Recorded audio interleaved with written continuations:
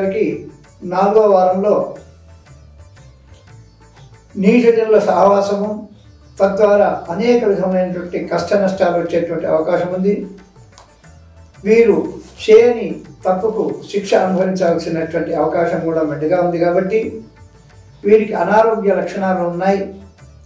ఈ అనారోగ్య లక్షణాలు పోవడానికి మృత్యుంజయ మహామంత్రం ఓం త్ర్యంబకం యజామహే సుగంధిం పుష్టివర్ధనం ఉర్వారకం ఇవ బంధనాన్ మృత్యో వృక్షీయమామృత అనేటువంటి మంత్రం కానివ్వండి, అది సాధ్యం కాని పరిస్థితులలో 108 పర్యాయాలు ఓం నమ శివాయ ఓం నమ శివాయ అనేటువంటి మంత్రాన్ని జపించినట్టయితే వీరికి శుభం జరిగేటువంటి అవకాశం ఉంది. మొత్తం మీద ఈ 4 వారాలు మిథున రాశి వారికి జాగ్రత్తగా ఉండవలసినటువంటి సమయము.